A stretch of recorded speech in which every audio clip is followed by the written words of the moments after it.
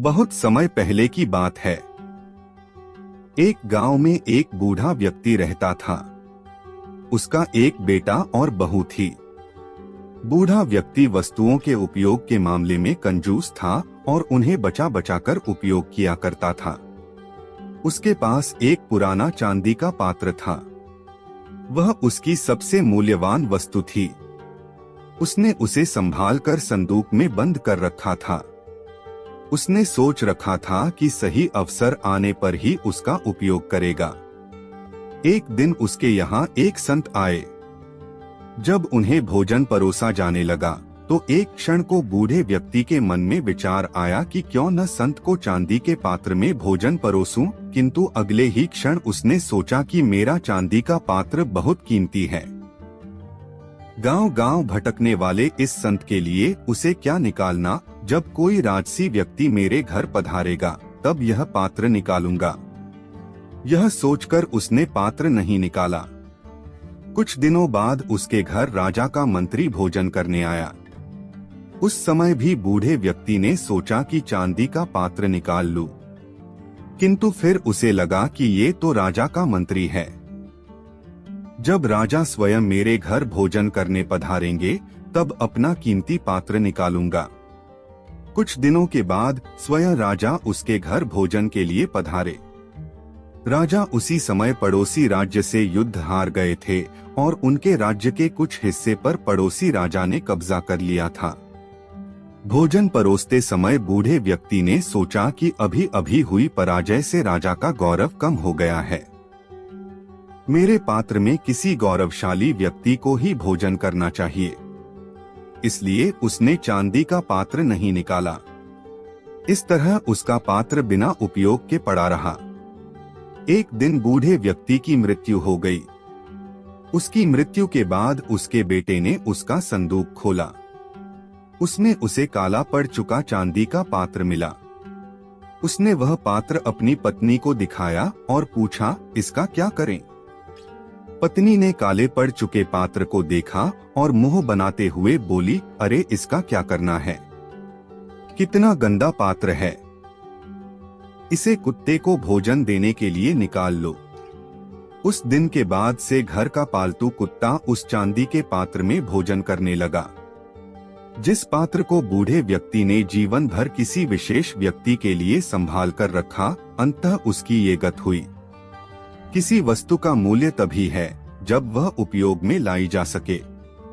बिना उपयोग के बेकार पड़ी कीमती वस्तुओं का भी कोई मूल्य नहीं। इसलिए यदि आपके पास कोई वस्तु है तो यथा समय उसका उपयोग कर लें। गांव के पनघट पर चार औरतें पानी भरने आई। पानी भरते भरते वे एक दूसरे से बातें करने लगी। चारों के एक एक पुत्र थे। बातों बातों में उन्होंने अपने पुत्रों के गुणों का बखान करना प्रारंभ कर दिया। पहली औरत बोली, मेरा पुत्र बहुत सुरीली बांसुरी बजाता है। जो भी उसकी बांसुरी सुनता है मंत्रमुग्ध हो जाता है। मैं ऐसा गुणवान पुत्र पाकर बहुत प्रसन्न हूँ। दूसरी औरत बोली, मेरा पुत्र बहुत बड़ा पहलवान है। इस गांव में ही नहीं बल्कि दूर दूर के गांव में उसकी बहादुरी का डंका बजता है।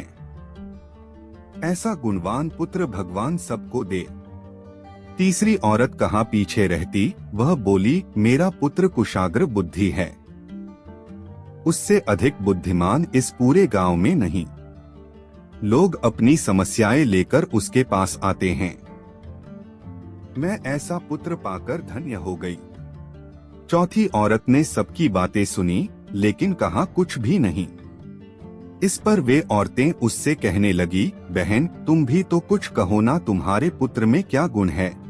कोई न कोई गुण तो उसमें अवश्य होगा। वह औरत बोली, क्या कहूँ बहनों, मेरे पुत्र में तुम्हारे पुत्रों की तरह कोई गुण नहीं है।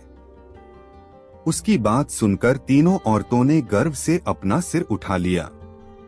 कुछ देर में सबने पानी भर लिया और वापस जाने के लिए अपना अपना घड़ा उठाने लगी। उसी समय पहली औरत का पुत्र हाथ में बांसुरी लिए वहां से गुजरा। उसने देखा कि उसकी माँ पानी से भरा घड़ा नहीं उठा पा रही है, किंतु वह यह अनदेखा कर बांसुरी बजाते हुए वहां से चला गया। दूसरी औरत का पहलवान पुत्र कुछ ही दूरी पर मुदगर घुमा रहा था। उसकी माँ कुएं से घड़ा उठाकर जैसे ही उतरी, उसका पैर फिसल गया। किसी प्रकार वह संभल गई, किंतु पहलवान पुत्र अपनी माँ को नजर उठाकर देखने के बाद भी उसके पास नहीं आया और अपनी कसरत में लगा रहा। तीसरी औरत का पुत्र भी वहां से किताब पढ़ते हुए निकला। उसकी माँ ने उससे कहा, पुत्र, मैं दोनों हाथों से घड़ा पकड़े हुए हूँ, ये रस्सी जरा मेरे कंधे पर डाल दे। लेकिन वह अपनी माँ की बात अनसुनी कर वहां से चला गया। तभी चौथी औरत का पुत्र वहां आया। अपनी माँ के सिर पर घड़ा देख वह उसके पास गया और उसके सिर से घड़ा उतारकर अपने सिर पर रखकर चलने लगा। कुएं के पास बैठी एक बुढ़िया यह सब देख सुन रही थी। वह बोल पड़ी, मुझे तो यहाँ बस एक ही गुणवान पुत्र नजर आ रहा है, वही जो अपने सिर पर घड़ा लिए जा रहा है। माता पिता की सेवा करने वाले पुत्र से गुणवान पुत्र भला कौन हो सकता है? गुणवान वही है जो अपने माता पिता की सेवा करे और साथ ही सबकी सहायता के लिए तत्पर रहे। एक गांव में 6 अंधे व्यक्ति रहते थे। एक दिन उनके गांव में एक हाथी आया जो पूरे गांव में चर्चा का विषय बन गया। सब उसे देखने जाने लगे, विशेषकर बच्चे। लंबी सूंड और पंखे जैसे कान वाले विशालकाय हाथी को देखकर बच्चे बड़े खुश थे। 6 अंधे व्यक्तियों को भी एक गांव वाले ने बताया कि आज गांव में हाथी आया है। हाथी के बारे में सुनकर उनमें जिज्ञासा जाग उठी। उन्होंने हाथी के बारे में सुना अवश्य था, किंतु छूकर उसके स्पर्श को महसूस नहीं किया था। एक अंधा व्यक्ति बोला, दोस्तों, इतना सुन रखा है हाथी के बारे में। आज गांव में हाथी आया है तो मैं उसे छूकर महसूस करना चाहता हूँ। क्या तुम लोग नहीं चाहते? उसकी बात सुनकर अन्य 5 भी हाथी को छूकर महसूस करने के लिए लालायित हो उठे। वे सभी उस जगह पर पहुँचे जहाँ हाथी था। वे हाथी के करीब गए और उसे छूने लगे। पहले व्यक्ति ने हाथी के खंबे जैसे विशाल पैर को छुआ और बोला, ओह, हाथी खंबे जैसा होता है। दूसरे व्यक्ति के हाथ में हाथी की पूंछ आई, जिसे पकड़कर वह बोला, गलत कह रहे हो दोस्त, हाथी खंबे की तरह नहीं बल्कि रस्सी की तरह होता है। तीसरे व्यक्ति के हाथी की लंबी सूंड पकड़ी और कहने लगा, अरे नहीं, हाथी तो पेड़ के तने जैसा होता है। चौथे व्यक्ति ने हाथी के पंखें जैसे कान छुए और उसे लगा कि बाकी सब गलत कह रहे हैं। वो उन्हें समझाते हुए बोला, हाथी पंखें जैसा होता है। पांचवें व्यक्ति ने हाथी का पेट छूते हुए कहा, अरे तुम सब कैसे अजीब बातें कर रहे हो, हाथी तो दीवार की तरह होता है। छठवें व्यक्ति ने हाथी के दांत को छुआ और बोला, सब गलत कह रहे हो, हाथी कठोर नली की तरह होता है। सब अपनी अपनी बात पर अडिग थे। कोई दूसरे की बात सुनने को तैयार नहीं था। वे आपस में बहस कर अपनी बात सही साबित करने में लग गए। धीरे धीरे बहस बढ़ती गई और झगड़े में तब्दील हो गई। उस समय एक सयाना व्यक्ति वहां आया। उन सबको झगड़ते हुए देख उनसे पूछा, तुम लोग आपस में क्यों झगड़ रहे हो? 6 अंधे व्यक्तियों ने उसे बताया कि वे हाथी को छूकर महसूस करने आए थे और उसे छूने के बाद हम सब में बहस हो रही है कि हाथी होता कैसा है। फिर सबने उसे अपना आकलन बताया। उनकी बात सुनकर सयाना व्यक्ति हंस पड़ा और बोला, तुम सब लोग खुद को सही साबित करने के लिए झगड़ रहे हो और सच ये है कि तुम सब सही हो। ऐसा कैसे हो सकता है? अंधे व्यक्ति हैरत में बोले। बिल्कुल हो सकता है और ऐसा ही है। तुम सब अपनी अपनी जगह सही हो। तुम लोगों ने हाथी के शरीर के अलग अलग अंगों को छुआ है और उसके हिसाब से उसका वर्णन किया है, इसलिए हाथी के बारे में तुम्हारा आकलन भिन्न है। वास्तव में हाथी तुम सबके आकलन अनुसार ही है।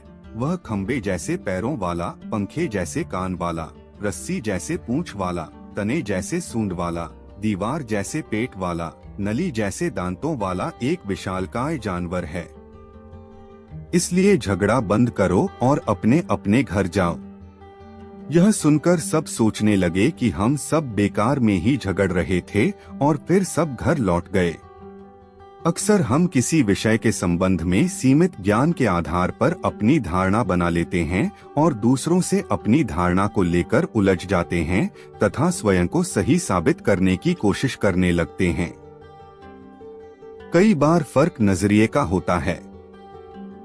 किसी भी चीज को देखने का हमारा नजरिया दूसरों से भिन्न हो सकता है।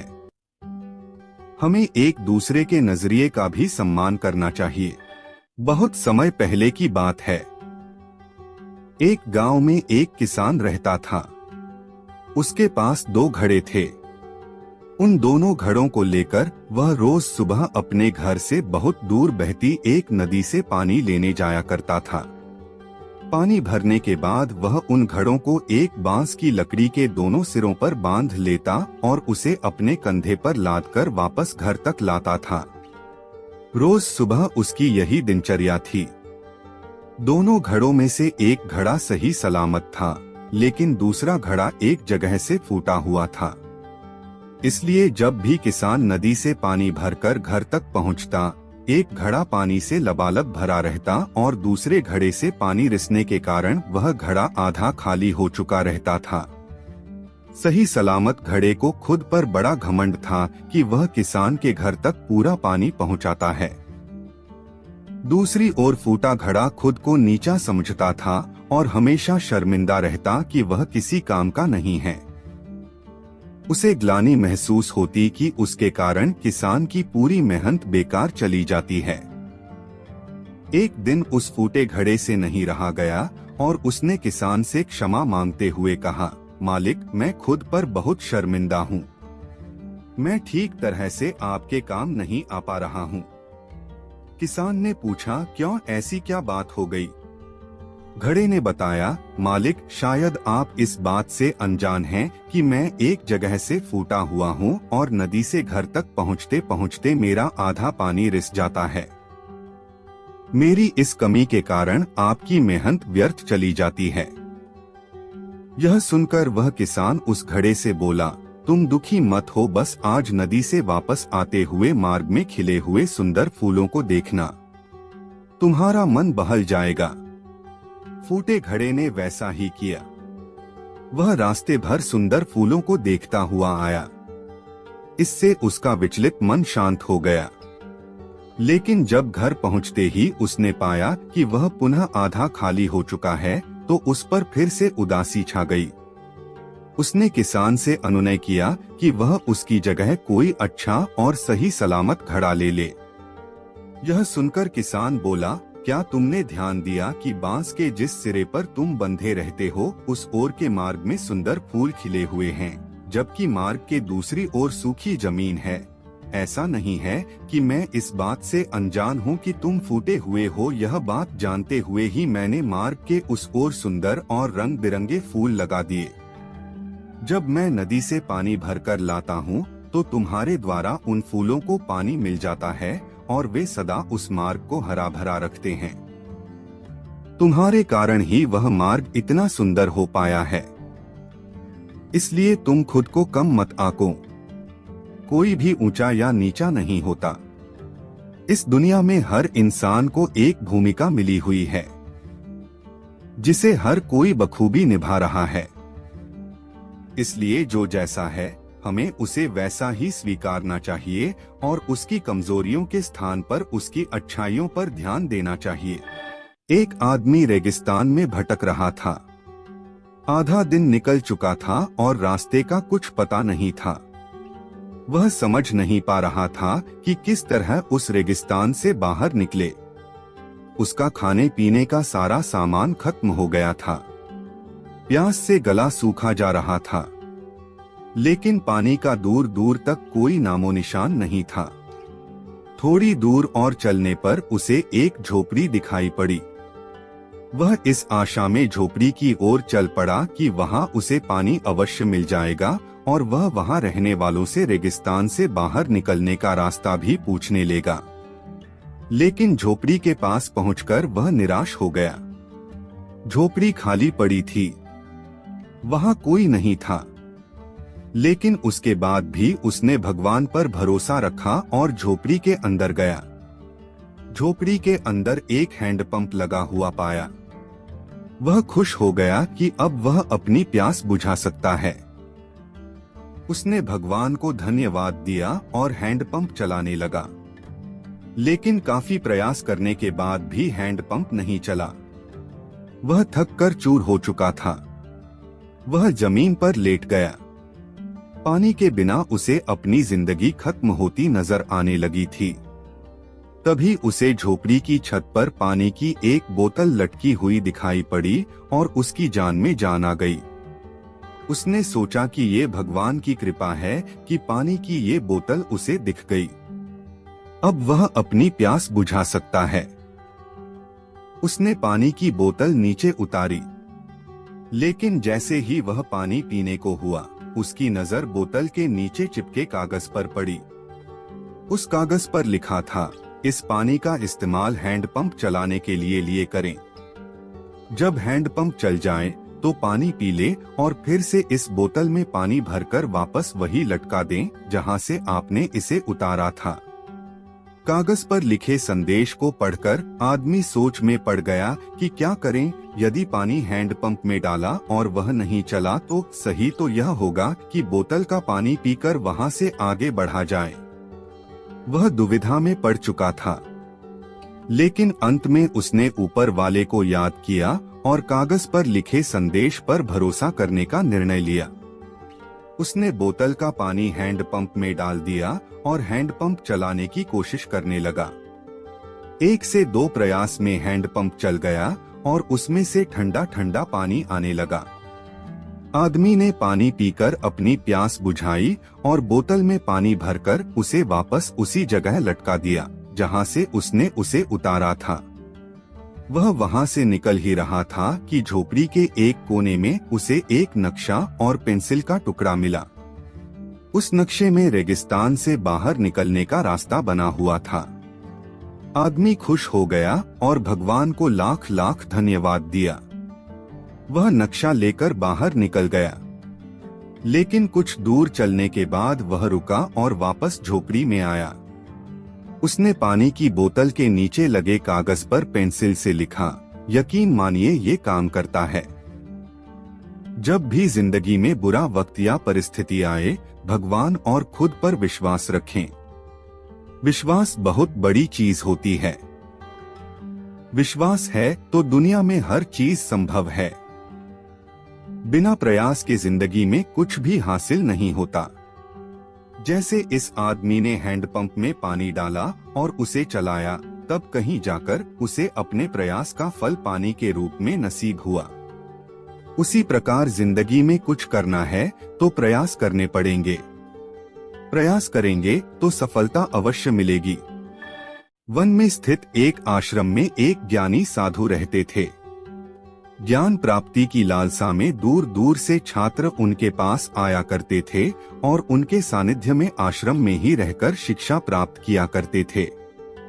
आश्रम में रहकर शिक्षा प्राप्त करने वाले छात्रों में से एक छात्र बहुत आलसी था। उसे समय व्यर्थ गंवाने और आज का काम कल पर टालने की बुरी आदत थी।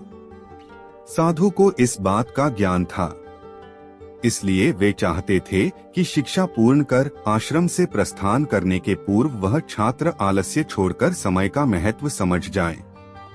इसी उद्देश्य से एक दिन संध्या काल में उन्होंने उस आलसी छात्र को अपने पास बुलाया और उसे एक पत्थर देते हुए कहा, पुत्र, यह कोई सामान्य पत्थर नहीं बल्कि पारस पत्थर है।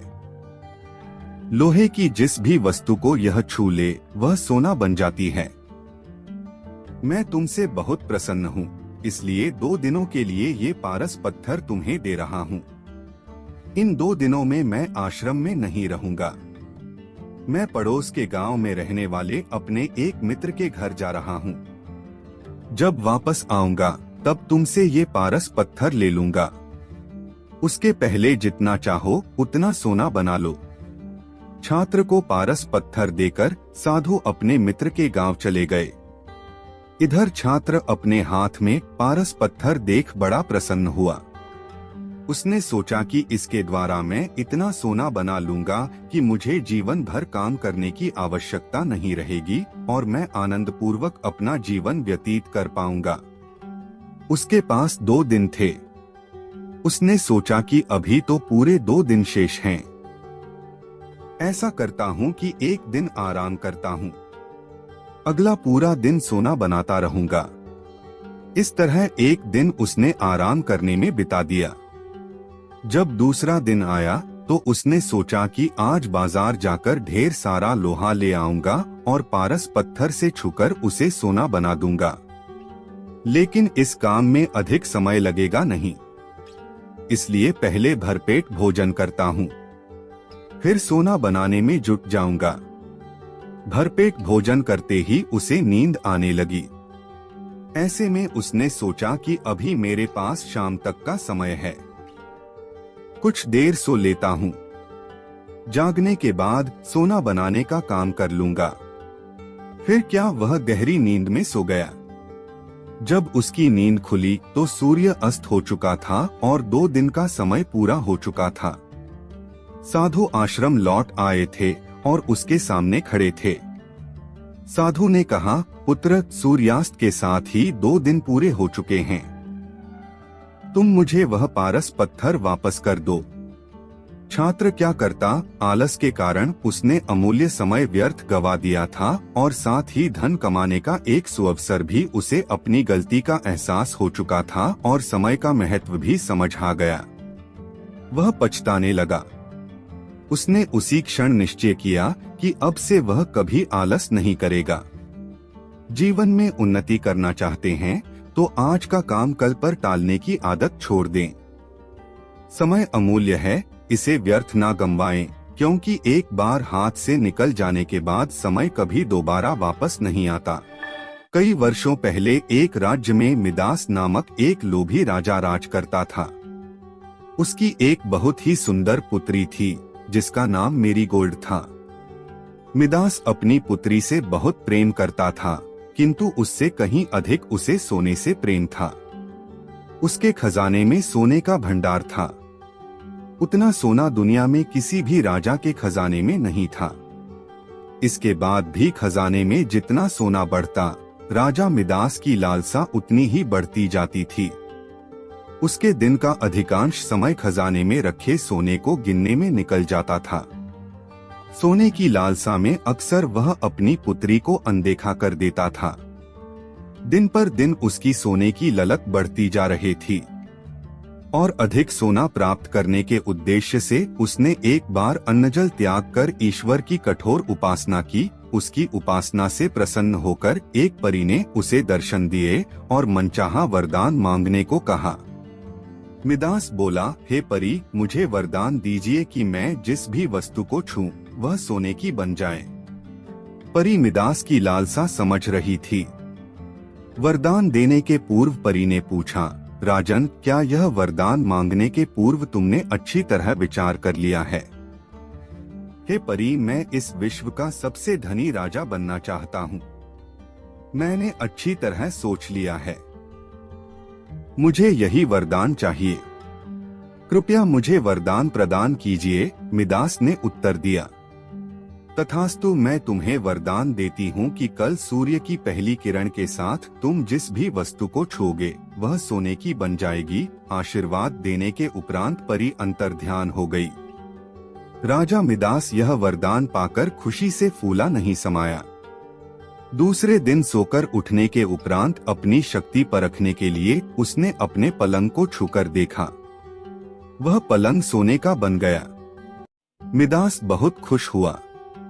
दिन भर वह सुध-बुध खोकर अपने महल की हर चीज को सोने में परिवर्तित करने में लगा रहा। उसे भोजन तक का होश न रहा। शाम तक वह थक कर चूर हो चुका था। उसे जोरों की भूख लग आई थी। उसने अपने सेवकों को भोजन परोसने के लिए कहा। भोजन परोसा गया, किंतु यह क्या, जैसे ही उसने भोजन को हाथ लगाया वह सोने में परिवर्तित हो गया। अब सोने को तो खाया नहीं जा सकता था। भूख से बेहाल राजा मिदास ने फल खाकर भूख मिटाना चाहा, किंतु उसके छूते ही वह भी सोने में परिवर्तित हो गया। वह गुस्से से तिलमिला उठा और उठकर बाहर चला आया। बाहर टहलते हुए वह अपने महल के उद्यान में पहुंचा। वहां उसने देखा कि उसकी नन्ही पुत्री मेरीगोल्ड खेल रही है। उसका सुंदर मुख देख राजा के मन में प्रेम उमड़ आया। कुछ क्षणों के लिए वह अपनी भूख भूल गया। जब मेरीगोल्ड ने अपने पिता को देखा तो वह उसके पास दौड़ी चली आई। राजा मिदास ने प्रेम जताते हुए उसके सिर पर हाथ फेरा और तुरंत ही वह सोने में परिवर्तित हो गई। अपनी नन्ही पुत्री को सोने का बना देख वह दुखी हो गया और रोने लगा। उसने फिर से ईश्वर से प्रार्थना की। प्रार्थना सुनकर परी प्रकट हुई और उससे पूछा, राजन क्या हुआ, अब तुम्हें क्या वरदान चाहिए? मिदास रो रोकर कहने लगा, हे परी मुझे क्षमा करें। सोने की लालसा में मेरी बुद्धि भ्रष्ट हो गई थी और मैं यह वरदान मांग बैठा था, किंतु अपनी पुत्री को खोने के बाद अब मेरी आंखें खुल गई है। मुझे समझ आ गया है कि हर वस्तु अमूल्य है और उन सब में सबसे अमूल्य है मेरी पुत्री। हे परी, कृपया यह वरदान वापस ले लें और मुझे मेरी पुत्री लौटा दें। अब मैं सोने की लालसा त्याग दूंगा और अपना कोषागार निर्धनों और जरूरतमंदों के लिए खोल दूंगा। परी ने जब उसके पछतावे के आंसू देखे तो अपना वरदान वापस ले लिया। राजा मिदास की पुत्री अपने वास्तविक स्वरूप में आ गई। उसने अपने वचन के अनुसार अपना कोषागार निर्धनों और जरूरतमंदों के लिए खोल दिया। उसका लोभ खत्म हो चुका था। वह एक संतुष्ट जीवन व्यतीत करने लगा। धन महत्वपूर्ण अवश्य है, किंतु सर्वस्व नहीं। प्रेम, खुशी, संतुष्टि कभी भी धन से खरीदी नहीं जा सकती। लोभ का परिणाम बुरा होता है। बहुत समय पहले की बात है। एक गांव में एक गरीब लकड़हारा अपने परिवार के साथ रहता था। वह रोज सुबह गांव के समीप स्थित जंगल में जाकर लकड़ियां काटता और उसे बाजार में बेचकर पैसे कमाता था। इस तरह उसकी और उसके परिवार की गुजर बसर चल रही थी। एक दिन वह जंगल में नदी किनारे लगे एक पेड़ की लकड़ियां काट रहा था। अचानक उसकी कुल्हाड़ी उसके हाथ से छूटकर नदी में जा गिरी। नदी गहरी थी, जिसमें उतरकर कुल्हाड़ी निकाल पाना लकड़हारे के लिए संभव नहीं था। लकड़हारे के पास एक ही कुल्हाड़ी थी। उस कुल्हाड़ी के नदी में गिर जाने से वह परेशान हो गया। वह सोचने लगा कि अब वह अपनी जीविका कैसे चलाएगा। उसके पास जीविका चलाने का कोई और साधन नहीं था। वह दुखी होकर नदी किनारे खड़ा हो गया और भगवान से प्रार्थना करने लगा, भगवान मेरी कुल्हाड़ी मुझे वापस दिला दीजिए। लकड़हारे की सच्चे मन से की गई प्रार्थना सुनकर भगवान प्रकट हुए। उन्होंने उससे पूछा, पुत्र तुम्हें क्या समस्या है? लकड़हारे ने कुल्हाड़ी नदी में गिरने की बात भगवान को बता दी और उनसे याचना की कि वे उसकी कुल्हाड़ी वापस दिला दें। उसकी याचना सुनकर भगवान ने नदी के पानी में से एक कुल्हाड़ी बाहर निकाली। वह कुल्हाड़ी चांदी की थी। भगवान ने लकड़हारे से पूछा, पुत्र क्या ये तुम्हारी कुल्हाड़ी है? लकड़हारा बोला, नहीं भगवान, ये मेरी कुल्हाड़ी नहीं है। भगवान ने पुनः नदी के पानी में से दूसरी कुल्हाड़ी बाहर निकाली। इस बार उन्होंने जो कुल्हाड़ी निकाली वो सोने की थी। उन्होंने लकड़हारे से पूछा, पुत्र क्या ये तुम्हारी कुल्हाड़ी है? लकड़हारा बोला, नहीं भगवान, ये मेरी कुल्हाड़ी नहीं है। भगवान बोले, इसे अच्छी तरह से देख लो, ये सोने की कुल्हाड़ी है। क्या वास्तव में ये तुम्हारी नहीं है? नहीं भगवान, लकड़हारा बोला, सोने की इस कुल्हाड़ी से लकड़ियां नहीं कटती। ये मेरे किसी काम की नहीं है। मेरी कुल्हाड़ी तो लोहे की है। भगवान मुस्कुराए और इस बार जो कुल्हाड़ी उन्होंने निकाली वह लोहे की थी। वह कुल्हाड़ी लकड़हारे को दिखाते हुए भगवान ने पूछा, पुत्र क्या यही है तुम्हारी कुल्हाड़ी? इस बार कुल्हाड़ी देख लकड़हारा प्रसन्न हो गया और बोला, भगवान, यही मेरी कुल्हाड़ी है। आपका बहुत बहुत धन्यवाद। भगवान लकड़हारे की ईमानदारी देख बहुत प्रसन्न हुए और बोले, पुत्र, मैं तुम्हारी ईमानदारी से अत्यंत प्रसन्न हूँ, इसलिए तुम्हें लोहे की कुल्हाड़ी के साथ साथ सोने और चांदी की कुल्हाड़ी भी देता हूँ। यह कहकर भगवान अंतर्ध्यान हो गए। लकड़हारा अपनी ईमानदारी के कारण पुरस्कृत हुआ। सदा ईमानदार रहें। ईमानदारी सदा सराही जाती है। शहर की पुरानी बस्ती में ताले चाबी की एक दुकान थी। उस दुकान में ढेर सारे ताले चाबी थे। लोग ताले खरीदने वहां आते। कभी कभी मुख्य चाबी गुम हो जाने पर डुप्लीकेट चाबी बनवाने भी उस दुकान पर आते। उसी दुकान में कोने में एक मजबूत हथौड़ा भी पड़ा हुआ था जो ताला तोड़ने के काम आता था, लेकिन उसका प्रयोग कभी कभार ही होता था। कोने में पड़े हथौड़ा अक्सर सोचा करता कि मैं इतना मजबूत हूँ, इतना बलशाली हूँ, इसके बाद भी इतने प्रहार झेलता हूँ, तब ही ताले को खोल पाता हूँ। लेकिन चाबी इतनी छोटी होने के बावजूद किसी भी ताले को बड़ी ही आसानी से खोल लेती है। ऐसा क्या है इस छोटी सी चाबी में? एक दिन जब दुकान बंद हुई तो उससे रहा ना गया। उसने चाबी से पूछ ही लिया, चाबी बहन, मैं बहुत दिनों से एक बात सोच रहा था, किंतु बहुत सोचने के बाद भी मैं किसी निष्कर्ष पर नहीं पहुंच पाया। क्या तुम मेरे एक सवाल का जवाब देकर मुझे निष्कर्ष तक पहुंचने में मदद कर सकती हो? पूछो भाई, बन पड़ा तो तुम्हारे सवाल का जवाब मैं तुम्हें अवश्य दूंगी, चाबी नम्रता से बोली। बहन, तुम में ऐसी क्या खास बात है कि तुम इतनी छोटी होने पर भी हर प्रकार के ताले, चाहे वह कितना भी मजबूत और जिद्दी क्यों न हो, बड़ी आसानी से खोल लेती हो, जबकि मैं तुमसे बहुत बड़ा, बलशाली और शक्तिशाली होने के बावजूद भी ऐसा नहीं कर पाता। मुझसे ताला खोलने में बहुत मेहनत लगती है और कई बार प्रयास करने के बाद ही ताला टूटता है। चाबी मुस्कुराई और बोली, बहुत ही साधारण सी बात है हथौड़े भाई।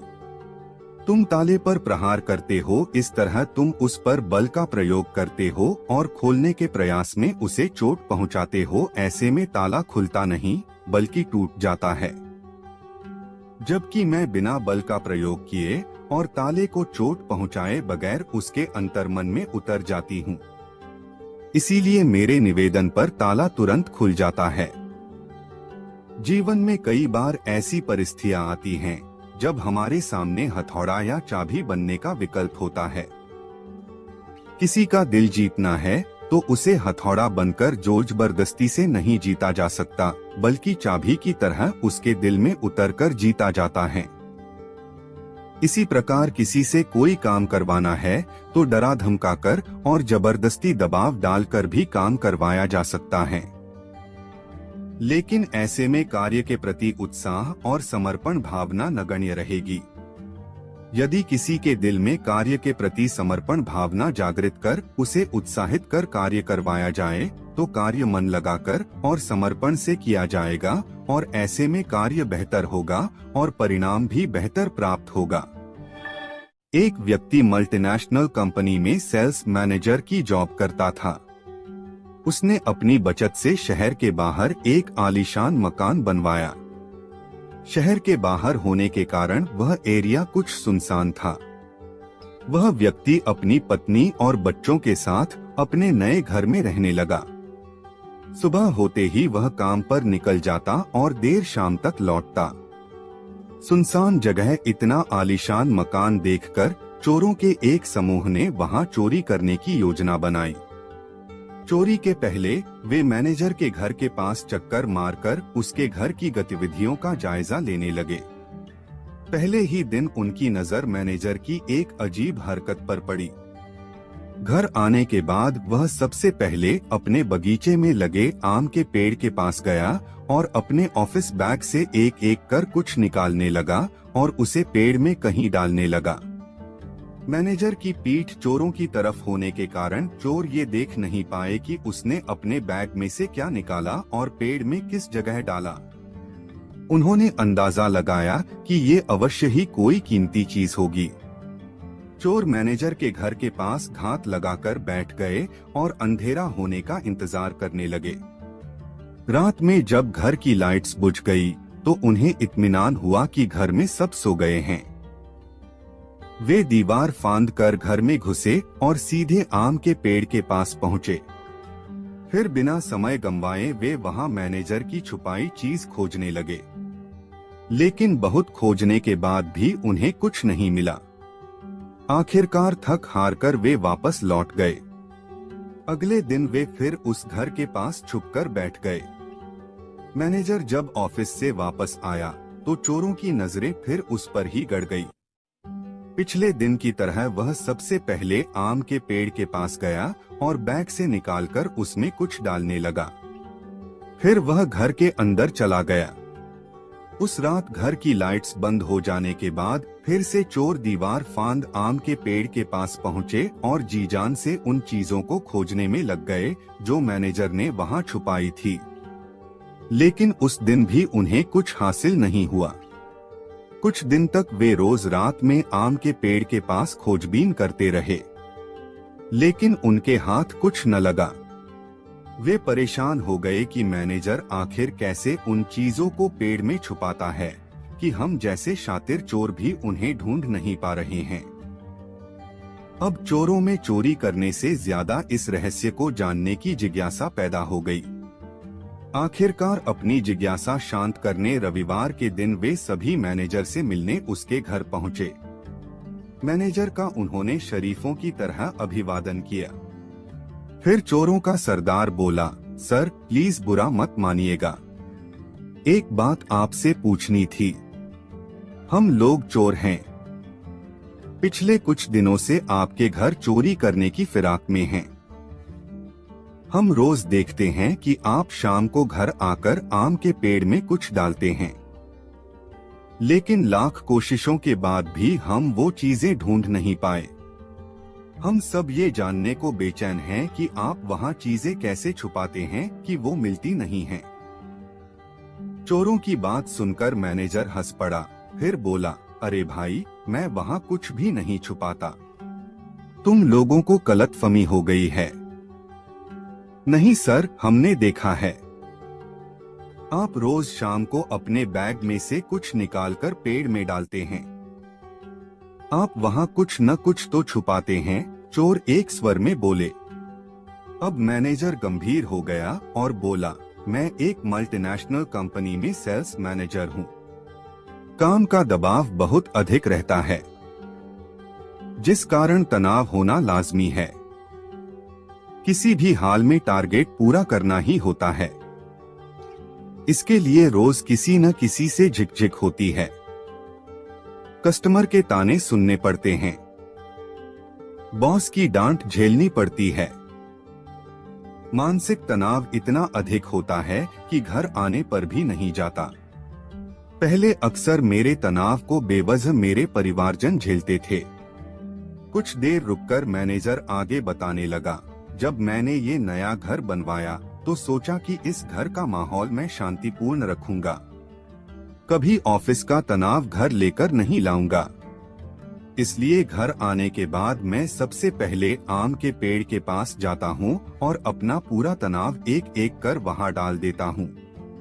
कमाल की बात यह है कि अगले दिन जब मैं वो उठाने जाता हूँ तब तक आधा तनाव तो गायब हो जाता है। जो थोड़ा बहुत बचता है उसे मैं अपने साथ ले जाता हूँ, लेकिन फिर जब शाम को घर आता हूँ तो तनाव पेड़ के पास छोड़ जाता हूँ। यही पेड़ का रहस्य है। मैनेजर की बात सुनकर चोरों को पेड़ का रहस्य समझ आया। चोरी करने में तो वे सफल नहीं हो सके, लेकिन जीवन की एक बहुत बड़ी सीख उन्हें जरूर मिली। आज के दौर में जिंदगी में सुख सुविधाओं के साधन तो बढ़ते जा रहे हैं और जिंदगी आरामदायक होती जा रही है, लेकिन कहीं न कहीं तनाव भी बढ़ता जा रहा है। अक्सर आपने देखा होगा कि लोग ऑफिस का तनाव अपने घर ले आते हैं।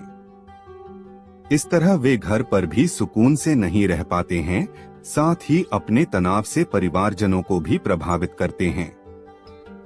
क्या हर समय तनाव का बोझ ढोना आवश्यक है? क्या इस तरह जिंदगी कुछ ज्यादा कठिन नहीं बनती जा रही? तनाव को एकदम से तो समाप्त नहीं किया जा सकता, लेकिन कम से कम घर पर परिवारजनों के साथ होने पर तो तनाव को दूर रखा जा सकता है और उनके साथ खुशनुमा पल बिताए जा सकते हैं। इसलिए जब भी घर आएं, तनाव को बाहर ही छोड़ आएं। प्राचीन समय की बात है। एक राज्य में एक राजा राज करता था। उसका राज्य खुशहाल था। धन धान्य की कोई कमी नहीं थी। राजा और प्रजा खुशी खुशी अपना जीवन यापन कर रहे थे। एक वर्ष उस राज्य में भयंकर अकाल पड़ा। पानी की कमी से फसलें सूख गई। ऐसी स्थिति में किसान राजा को लगान नहीं दे पाए। लगान प्राप्त न होने के कारण राजस्व में कमी आ गई और राजकोष खाली होने लगा। यह देख राजा चिंता में पड़ गया। हर समय वह सोचता रहता कि राज्य का खर्च कैसे चलेगा। अकाल का समय निकल गया। स्थिति सामान्य हो गई, किंतु राजा के मन में चिंता घर कर गई। हर समय उसके दिमाग में यही रहता कि राज्य में पुनः अकाल पड़ गया तो क्या होगा। इसके अतिरिक्त भी अन्य चिंताएं उसे घेरने लगी। पड़ोसी राज्य का भय, मंत्रियों का षड्यंत्र जैसी कई चिंताओं ने उसकी भूख प्यास और रातों की नींद छीन ली। वह अपनी इस हालत से परेशान था, किंतु जब भी वह राजमहल के माली को देखता तो आश्चर्य में पड़ जाता। दिन भर मेहनत करने के बाद वह रूखी सूखी रोटी भी छक्कर खाता और पेड़ के नीचे मजे से सोता। कई बार राजा को उससे जलन होने लगती। एक दिन उसके राज दरबार में एक सिद्ध साधु पधारे। राजा ने अपनी समस्या साधु को बताई और उसे दूर करने सुझाव मांगा। साधु राजा की समस्या अच्छी तरह समझ गए थे। वे बोले, राजन, तुम्हारी चिंता की जड़ राजपाट है। अपना राजपाट पुत्र को देकर चिंता मुक्त हो जाओ। इस पर राजा बोला, गुरुवर, मेरा पुत्र मात्र 5 वर्ष का है। वह अबोध बालक राजपाट कैसे संभालेगा? तो फिर ऐसा करो कि अपनी चिंता का भार तुम मुझे सौंप दो, साधु बोले। राजा तैयार हो गया और उसने अपना राजपाट साधु को सौंप दिया। इसके बाद साधु ने पूछा, अब तुम क्या करोगे? राजा बोला, सोचता हूँ कि अब कोई व्यवसाय कर लूं। लेकिन उसके लिए धन की व्यवस्था कैसे करोगे? अब तो राजपाट मेरा है। राजकोष के धन पर भी मेरा अधिकार है। तो मैं कोई नौकरी कर लूंगा, राजा ने उत्तर दिया। ये ठीक है, लेकिन यदि तुम्हें नौकरी ही करनी है तो कहीं और जाने की आवश्यकता नहीं। यही नौकरी कर लो, मैं तो साधु हूँ। मैं अपनी कुटिया में ही रहूंगा। राजमहल में ही रहकर मेरी ओर से तुम ये राजपाट संभालना। राजा ने साधु की बात मान ली और साधु की नौकरी करते हुए राजपाट संभालने लगा। साधु अपनी कुटिया में चले गए। कुछ दिन बाद साधु पुनः राजमहल आए और राजा से भेंट कर पूछा, कहो राजन, अब तुम्हें भूख लगती है या नहीं और तुम्हारी नींद का क्या हाल है? गुरुवर, अब तो मैं खूब खाता हूँ और गहरी नींद सोता हूँ। पहले भी मैं राजपाट का कार्य करता था, अब भी करता हूँ। फिर ये परिवर्तन कैसे, ये मेरी समझ के बाहर है। राजा ने अपनी स्थिति बताते हुए प्रश्न भी पूछ लिया। साधु मुस्कुराते हुए बोले, राजन, पहले तुमने काम को बोझ बना लिया था और उस बोझ को हर समय अपने मानस पटल पर ढोया करते थे, किंतु राजपाट मुझे सौंपने के उपरांत तुम समस्त कार्य अपना कर्तव्य समझकर करते हो, इसलिए चिंता मुक्त हो। जीवन में जो भी कार्य करें अपना कर्तव्य समझकर करें, न कि बोझ समझकर। यही चिंता से दूर रहने का तरीका है। प्राचीन समय की बात है। एक राज्य में एक राजा राज करता था। उसका राज्य खुशहाल था। धन धान्य की कोई कमी नहीं थी। राजा और प्रजा खुशी खुशी अपना जीवन यापन कर रहे थे। एक वर्ष उस राज्य में भयंकर अकाल पड़ा। पानी की कमी से फसलें सूख गई। ऐसी स्थिति में किसान राजा को लगान नहीं दे पाए। लगान प्राप्त न होने के कारण राजस्व में कमी आ गई और राजकोष खाली होने लगा। यह देख राजा चिंता में पड़ गया। हर समय वह सोचता रहता कि राज्य का खर्च कैसे चलेगा। अकाल का समय निकल गया, स्थिति सामान्य हो गई, किंतु राजा के मन में चिंता घर कर गई। हर समय उसके दिमाग में यही रहता कि राज्य में पुनः अकाल पड़ गया तो क्या होगा। इसके अतिरिक्त भी अन्य चिंताएं उसे घेरने लगी। पड़ोसी राज्य का भय, मंत्रियों का षड्यंत्र जैसी कई चिंताओं ने उसकी भूख प्यास और रातों की नींद छीन ली। वह अपनी इस हालत से परेशान था, किंतु जब भी वह राजमहल के माली को देखता तो आश्चर्य में पड़ जाता। दिन भर मेहनत करने के बाद वह रूखी सूखी रोटी भी छककर खाता और पेड़ के नीचे मजे से सोता। कई बार राजा को उससे जलन होने लगती। एक दिन उसके राज दरबार में एक सिद्ध साधु पधारे। राजा ने अपनी समस्या साधु को बताई और उसे दूर करने सुझाव मांगा। साधु राजा की समस्या अच्छी तरह समझ गए थे।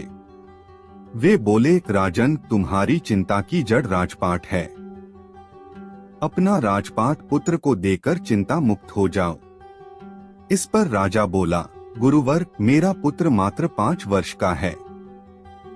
वह अबोध बालक राजपाट कैसे संभालेगा? तो फिर ऐसा करो कि अपनी चिंता का भार तुम मुझे सौंप दो, साधु बोले। राजा तैयार हो गया और उसने अपना राजपाट साधु को सौंप दिया। इसके बाद साधु ने पूछा, अब तुम क्या करोगे? राजा बोला, सोचता हूँ कि अब कोई व्यवसाय कर लूं। लेकिन उसके लिए धन की व्यवस्था कैसे करोगे? अब तो राजपाट मेरा है, राजकोष के धन पर भी मेरा अधिकार है, तो मैं कोई नौकरी कर लूंगा, राजा ने उत्तर दिया। ये ठीक है, लेकिन यदि तुम्हें नौकरी ही करनी है तो कहीं और जाने की आवश्यकता नहीं। यही नौकरी कर लो, मैं तो साधु हूँ, मैं अपनी कुटिया में ही रहूंगा। राजमहल में ही रहकर मेरी ओर से तुम ये राजपाट संभालना। राजा ने साधु की बात मान ली और साधु की नौकरी करते हुए राजपाट संभालने लगा। साधु अपनी कुटिया में चले गए। कुछ दिन बाद साधु पुनः राजमहल आए और राजा से भेंट कर पूछा, कहो राजन, अब तुम्हें भूख लगती है या नहीं और तुम्हारी नींद का क्या हाल है? गुरुवर, अब तो मैं खूब खाता हूँ और गहरी नींद सोता हूँ। पहले भी मैं राजपाट का कार्य करता था, अब भी करता हूँ। फिर ये परिवर्तन कैसे, ये मेरी समझ के बाहर है। राजा ने अपनी स्थिति बताते हुए प्रश्न भी पूछ लिया। साधु मुस्कुराते हुए बोले, राजन, पहले तुमने काम को बोझ बना लिया था और उस बोझ को हर समय अपने मानस पटल पर ढोया करते थे, किंतु राजपाट मुझे सौंपने के उपरांत तुम समस्त कार्य अपना कर्तव्य समझकर करते हो, इसलिए चिंता मुक्त हो। जीवन में जो भी कार्य करें अपना कर्तव्य समझकर करें, न कि बोझ समझकर। यही चिंता से दूर रहने का तरीका है। एक दिन की बात है, एक बिल्ली कहीं जा रही थी। तभी अचानक एक विशाल और भयानक कुत्ता उसके सामने आ गया। कुत्ते को देखकर बिल्ली डर गई। कुत्ते और बिल्ली जन्मबैरी होते हैं। बिल्ली ने अपनी जान का कतरा सूंघ लिया और जान हथेली पर रखकर वहां से भागने लगी, किंतु फुर्ती में वह कुत्ते से कमतर थी। थोड़ी ही देर में कुत्ते ने उसे दबोच लिया। बिल्ली की जान पर बन आई मौत उसके सामने थी। कोई और रास्ता न देख वह कुत्ते के सामने गिड़गिड़ाने लगी, किंतु कुत्ते पर उसके गिड़गिड़ाने का कोई असर नहीं हुआ। वह उसे मार डालने को तत्पर था। तभी अचानक बिल्ली ने कुत्ते के सामने एक प्रस्ताव रख दिया, यदि तुम मेरी जान बख्श दोगे तो कल से तुम्हें भोजन की तलाश में कहीं जाने की आवश्यकता नहीं रह जाएगी। मैं यह जिम्मेदारी उठाऊंगी। मैं रोज तुम्हारे लिए भोजन लेकर आऊंगी। तुम्हारे खाने के बाद यदि कुछ बच गया तो मुझे दे देना, मैं उससे अपना पेट भर लूंगी। कुत्ते को बिना मेहनत किए रोज भोजन मिलने का यह प्रस्ताव जम गया। उसने इसे सहर्ष स्वीकार कर लिया, लेकिन साथ ही उसने बिल्ली को आगाह भी किया कि धोखा देने पर परिणाम भयंकर होगा। बिल्ली ने कसम खाई कि वह किसी भी सूरत में अपना वादा निभाएगी। कुत्ता आश्वस्त हो गया। उस दिन के बाद से वह बिल्ली द्वारा लाए भोजन पर जीने लगा। उसे भोजन की तलाश में कहीं जाने की आवश्यकता नहीं रह गई। वह दिन भर अपने डेरे पर लेटा रहता और बिल्ली की प्रतीक्षा करता। बिल्ली भी रोज समय पर उसे भोजन लाकर देती। इस तरह 1 महीना बीत गया। महीने भर कुत्ता कहीं नहीं गया। वह बस एक ही स्थान पर पड़ा रहा। एक जगह पड़े रहने और कोई भागा दौड़ी न करने से वह बहुत मोटा और भारी हो गया। एक दिन कुत्ता रोज की तरह बिल्ली का रास्ता देख रहा था। उसे जोरों की भूख लगी थी, किंतु बिल्ली थी कि आने का नाम ही नहीं ले रही थी। बहुत देर प्रतीक्षा करने के बाद भी जब बिल्ली नहीं आई तो अधीर होकर कुत्ता बिल्ली को खोजने निकल पड़ा। वह कुछ ही दूर पहुंचा था कि उसकी दृष्टि बिल्ली पर पड़ी। वह बड़े मजे से एक चूहे पर हाथ साफ कर रही है। कुत्ता क्रोध से बिलबिला उठा और गुर्राते हुए बिल्ली से बोला, धोखेबाज बिल्ली, तूने अपना वादा तोड़ दिया। अब अपनी जान की खैर मना। इतना कहकर वह बिल्ली की ओर लपका। बिल्ली पहले ही चौकस हो चुकी थी। वह फौरन अपनी जान बचाने वहां से भागी। कुत्ता भी उसके पीछे दौड़ा, किंतु इस बार बिल्ली कुत्ते से ज्यादा फुर्तीली निकली। कुत्ता इतना मोटा और भारी हो चुका था कि वह अधिक देर तक बिल्ली का पीछा नहीं कर पाया और थक कर बैठ गया। इधर बिल्ली चपलता से भागते हुए उसकी आंखों से ओझल हो गई। दूसरों पर निर्भरता अधिक दिनों तक नहीं चलती। यह हमें कामचोर और कमजोर बना देती है। जीवन में सफल होना है तो आत्मनिर्भर बनो। एक गांव में मेला लगा हुआ था। मेले में मनोरंजन के कई साधनों के अतिरिक्त श्रृंगार, सजावट और दैनिक जीवन में उपयोग में आने वाली वस्तुओं की अनेक दुकानें थी। शाम होते ही मेले की रौनक बढ़ जाती थी। एक शाम रोज की तरह मेला सजा हुआ था। महिला, पुरुष और बच्चे सभी मेले का आनंद उठा रहे थे। दुकानों में अच्छी खासी भीड़ उमड़ी हुई थी। उन्हीं दुकानों में से एक दुकान कांच से निर्मित वस्तुओं की थी, जिसमें कांच के बर्तन और गृह सज्जा की कई वस्तुएं बिक रही थी। अन्य दुकानों की अपेक्षा उस दुकान में लोगों की भीड़ कुछ कम थी। एक जौहरी भी उस दिन मेले में घूम रहा था। घूमते घूमते जब वह उस दुकान के पास से गुजरा तो उसकी नजर एक चमकते हुए कांच के टुकड़े पर अटक गई। उसकी पारखी नजर तुरंत ताड़ गई कि वह कोई साधारण कांच का टुकड़ा नहीं, बल्कि बेशकीमती हीरा है। वह समझ गया कि दुकानदार इस बात से अनभिज्ञ है। वह दुकान में गया और उस हीरे को उठाकर दुकानदार से उसकी कीमत पूछने लगा। भाई, जरा इसकी कीमत तो बताना। दुकानदार बोला, ये मात्र 20 रुपए का है। जौहरी लालची था। वह कम से कम कीमत में उस कीमती हीरे को हथियाने की फिराक में था। वह दुकानदार से मोलभाव करने लगा। नहीं भाई, इतनी कीमत तो मैं नहीं दे सकता। मैं तुम्हें इसके 15 रुपए दे सकता हूँ। 15 रुपए में तुम मुझे ये दे सकते हो तो दे दो।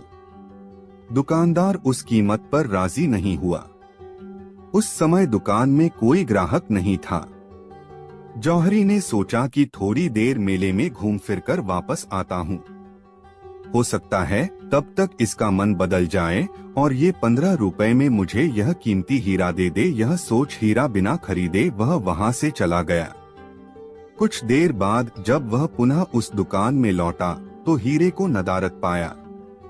उसने फौरन दुकानदार से पूछा, यहाँ जो कांच का टुकड़ा था वो कहाँ गया? मैंने उसे 25 रुपए में बेच दिया, दुकानदार ने उत्तर दिया।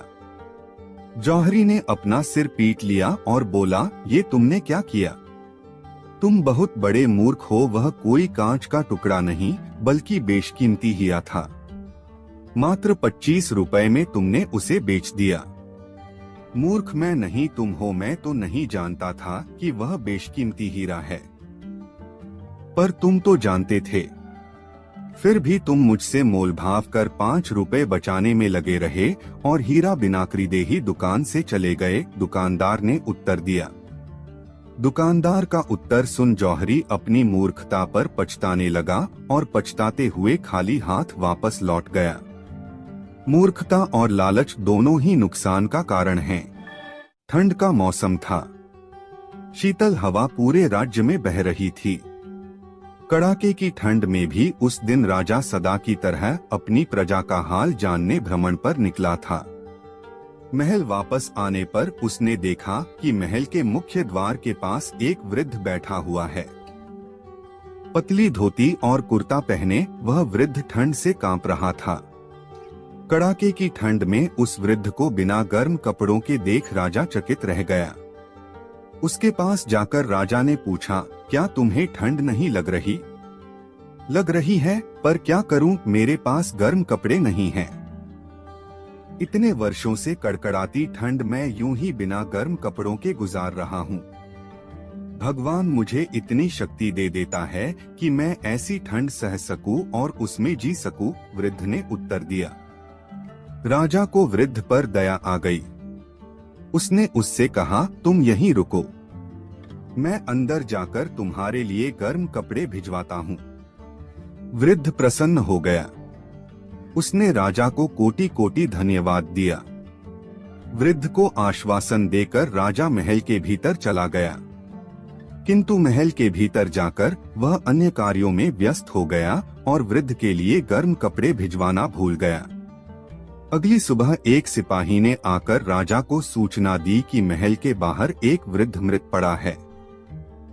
उसके मृत शरीर के पास जमीन पर एक संदेश लिखा हुआ है, जो वृद्ध ने अपनी मृत्यु के पूर्व लिखा था।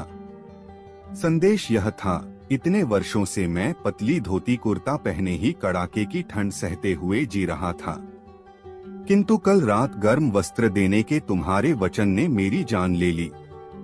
दूसरों से की गई अपेक्षाएं अक्सर हमें उन पर निर्भर बना देती है, जो कहीं न कहीं हमारी दुर्बलता का कारण बनती है।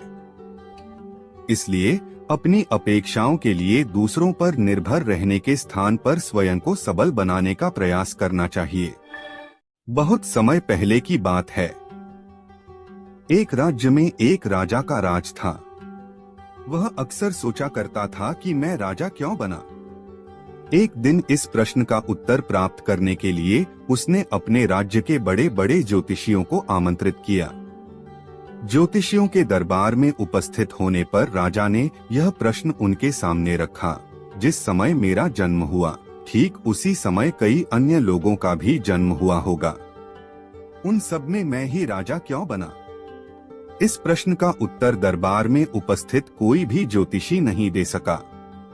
एक बूढ़े ज्योतिषी ने राजा को सुझाया कि राज्य के बाहर स्थित वन में रहने वाले एक महात्मा कदाचित उसके प्रश्न का उत्तर दे सकें। राजा तुरंत उस महात्मा से मिलने वन की ओर निकल पड़ा। जब वह महात्मा के पास पहुंचा तो देखा कि वह अंगारे खा रहे हैं। राजा घोर आश्चर्य में पड़ गया, किंतु उस समय राजा की प्राथमिकता अपने प्रश्न का उत्तर प्राप्त करना था। इसलिए उसने इधर उधर की कोई बात किए बिना अपना प्रश्न महात्मा के सामने रख दिया। प्रश्न सुन महात्मा ने कहा, राजन, इस समय मैं भूख से बेहाल हूँ। मैं तुम्हारे प्रश्न का उत्तर नहीं दे सकता। कुछ दूरी पर एक पहाड़ी है, उसके ऊपर एक और महात्मा तुम्हें मिलेंगे। वे तुम्हारे प्रश्न का उत्तर दे देंगे। तुम उनसे जाकर मिलो। राजा बिना समय व्यर्थ किए पहाड़ी पर पहुंचा।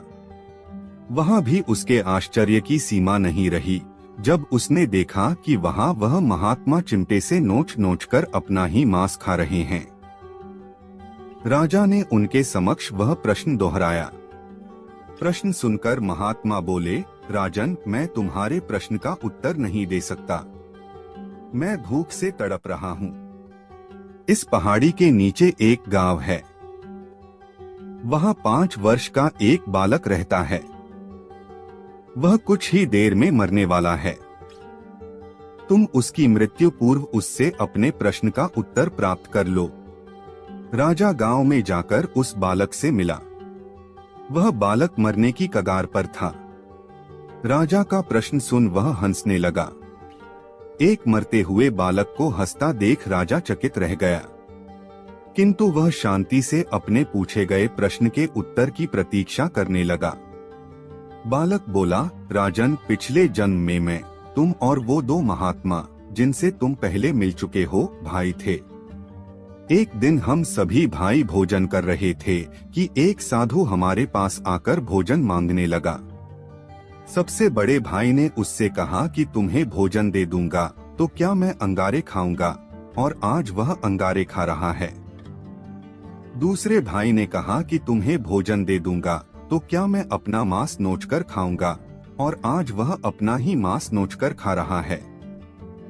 साधु ने जब मुझसे भोजन मांगा तो मैंने कहा कि तुम्हें भोजन देकर क्या मैं भूखा मरूंगा, और आज मैं भूखे मरने की कगार पर हूँ।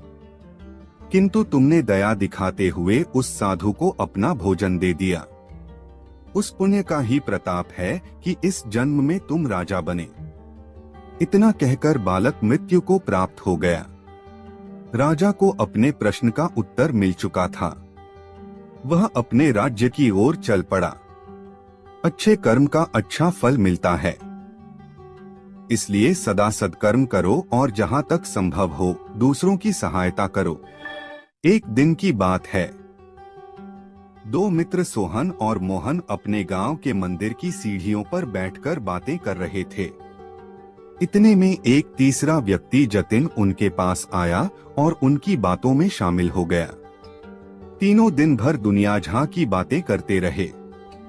कब दिन ढला, कब शाम हुई, बातों बातों में उन्हें पता ही नहीं चला। शाम को तीनों को भूख लग आई। सोहन और मोहन के पास क्रमशः 3 और 5 रोटियां थीं, लेकिन जतिन के पास खाने के लिए कुछ भी नहीं था। सोहन और मोहन ने तय किया कि वे अपने पास की रोटियों को आपस में बांटकर खा लेंगे। जतिन उनकी बात सुनकर प्रसन्न हो गया, लेकिन समस्या यह खड़ी हो गई है कि कुल 8 रोटियों को तीनों में बराबर बराबर कैसे बांटा जाए। सोहन इस समस्या का समाधान निकालते हुए बोला, हमारे पास कुल 8 रोटियां हैं। हम इन सभी रोटियों के 3 से 3 टुकड़े करते हैं। इस तरह हमारे पास कुल 24 टुकड़े हो जाएंगे। उनमें से 8 टुकड़े हम तीनों खा लेंगे। मोहन और जतिन को यह बात जंच गई और तीनों ने वैसा ही किया। रोटियां खाने के बाद वे तीनों उसी मंदिर की सीढ़ियों पर सो गए, क्योंकि रात काफी हो चुकी थी। रात में तीनों गहरी नींद में सोए और सीधे अगली सुबह ही उठे। सुबह जतिन ने सोहन और मोहन से विदा ली और बोला, मित्रों, कल तुम दोनों ने अपनी रोटियों में से तोड़कर मुझे जो टुकड़े दिए, उसकी वजह से मेरी भूख मिट पाई। इसके लिए मैं तुम दोनों का बहुत आभारी हूँ। यह आभार तो मैं कभी चुका नहीं पाऊंगा, लेकिन फिर भी उपहार स्वरूप मैं तुम दोनों को सोने की ये 8 गिन्नियां देना चाहता हूँ। यह कहकर उसने सोने की 8 गिन्नियां उन्हें दे दी और विदा लेकर चला गया। सोने की गिन्नियां पाकर सोहन और मोहन बहुत खुश हुए। उन्हें हाथ में लेकर सोहन मोहन से बोला, आओ मित्र, ये 8 गिन्नियां आधी आधी बांट लें। तुम 4 गिन्नी लो और 4 गिन्नी मैं लेता हूँ। लेकिन मोहन ने ऐसा करने से इनकार कर दिया। वह बोला, ऐसे कैसे, तुम्हारी 3 रोटियां थीं और मेरी 5, मेरी रोटियां ज्यादा थीं, इसलिए मुझे ज्यादा गिन्नियां मिलनी चाहिए। तुम 3 गिन्नी लो और मैं 5 लेता हूँ। इस बात पर दोनों में बहस छिड़ गई। बहस इतनी बढ़ी कि मंदिर के पुजारी को बीच बचाव के लिए आना पड़ा। पूछने पर दोनों ने एक दिन पहले का किस्सा और सोने की गिन्नियों की बात पुजारी जी को बता दी। साथ ही उनसे निवेदन किया कि वे ही कोई निर्णय करें। वे जो भी निर्णय करेंगे उन्हें स्वीकार होगा। यूं तो पुजारी जी को मोहन की बात ठीक लगी, लेकिन वे निर्णय में कोई गलती नहीं करना चाहते थे। इसलिए बोले, अभी तुम दोनों ये गिन्नियां मेरे पास छोड़ जाओ। आज मैं अच्छी तरह सोच विचार कर लेता हूँ। कल सुबह तुम लोग आना, मैं तुम्हें अपना अंतिम निर्णय बता दूंगा। सोहन और मोहन सोने की गिन्नियां पुजारी जी के पास छोड़कर चले गए। देर रात तक पुजारी जी गिन्नियों के बंटवारे के बारे में सोचते रहे, लेकिन किसी उचित निष्कर्ष पर नहीं पहुंच सके। सोचते सोचते उन्हें नींद आ गई और वे सो गए। नींद में उन्हें एक सपना आया। उस सपने में उन्हें भगवान दिखाई पड़े। सपने में उन्होंने भगवान से गिन्नियों के बंटवारे के बारे में पूछा तो भगवान बोले, सोहन को एक गिन्नी मिलनी चाहिए और मोहन को 7। यह सुनकर पुजारी जी हैरान रह गए और पूछ बैठे, ऐसा क्यों प्रभु? तब भगवान जी बोले, देखो, सोहन के पास 3 रोटियां थी जिसके उसने 9 टुकड़े किए। उन 9 टुकड़ों में से 8 टुकड़े उसने खुद खाए और 1 टुकड़ा जतिन को दिया। वहीं मोहन ने अपनी 5 रोटियों के 15 टुकड़े किए और उनमें से 7 टुकड़े जतिन को देकर खुद 8 टुकड़े खाए। चूंकि सोहन ने जतिन को 1 टुकड़ा दिया था और मोहन ने 7, इसलिए सोहन को 1 गिन्नी मिलनी चाहिए और मोहन को 7। पुजारी जी भगवान के इस निर्णय पर बहुत प्रसन्न हुए और उन्हें कोटि कोटि धन्यवाद देते हुए बोले, प्रभु, मैं ऐसे न्याय की बात कभी सोच ही नहीं सकता था। अगले दिन जब सोहन और मोहन मंदिर आकर पुजारी जी से मिले तो पुजारी जी ने उन्हें अपने सपने के बारे में बताते हुए अंतिम निर्णय सुना दिया और सोने की गिन्नियां बांट दी। जीवन में हम जब भी कोई त्याग करते हैं या काम करते हैं तो अपेक्षा करते हैं कि भगवान इसके बदले हमें बहुत बड़ा फल देंगे, लेकिन जब ऐसा नहीं हो पाता तो हम भगवान से शिकायत करने लग जाते हैं। हमें लगता है कि इतना कुछ त्याग करने के बाद भी हमें जो प्राप्त हुआ वो बहुत कम है। भगवान ने हमारे साथ अन्याय किया है, लेकिन वास्तव में भगवान का न्याय हमारी सोच से परे है। वह महज हमारे त्याग को नहीं बल्कि समग्र जीवन का आकलन कर निर्णय लेता है।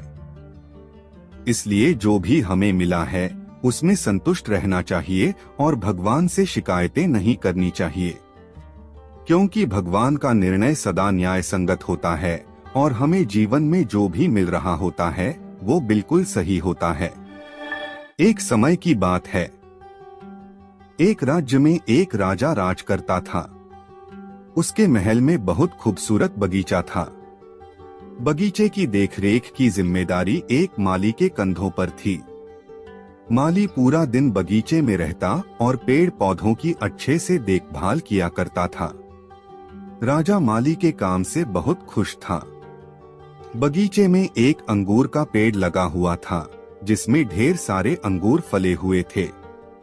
एक दिन एक चिड़िया बगीचे में आई। उसने अंगूर की बेल पर फले अंगूर चखे। अंगूर स्वाद में मीठे थे। उस दिन के बाद से वह रोज बाग में आने लगी। चिड़िया अंगूर की बेल पर बैठती और चुन चुनकर सारे मीठे अंगूर खा लेती। खट्टे और अधपके अंगूर वह नीचे गिरा देती। चिड़िया की इस हरकत पर माली को बड़ा क्रोध आता।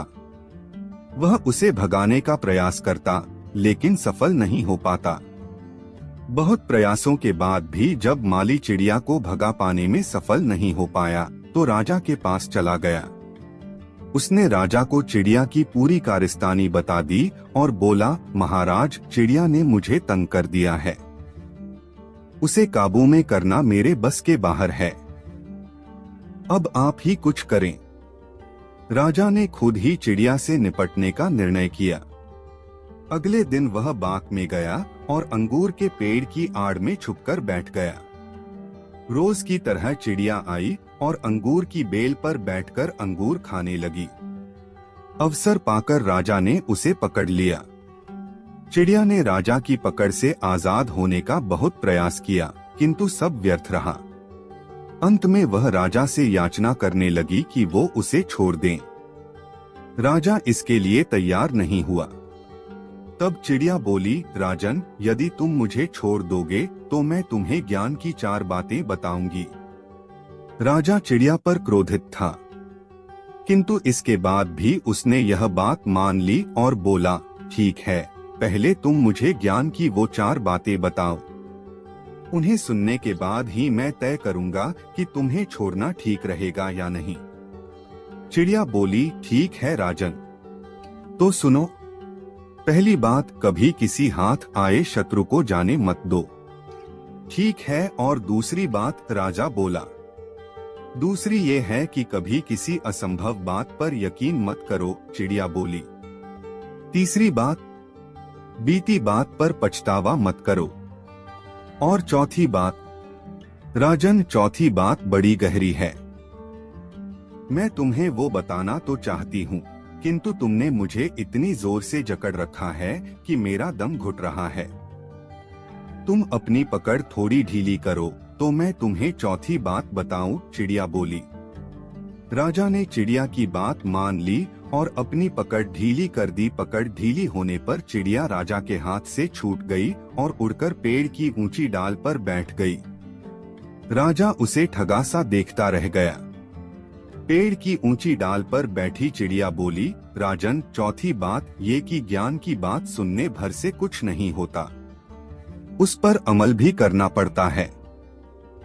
अभी कुछ देर पहले मैंने तुम्हें ज्ञान की 3 बातें बताई, जिन्हें सुनकर भी आपने उन्हें अनसुना कर दिया।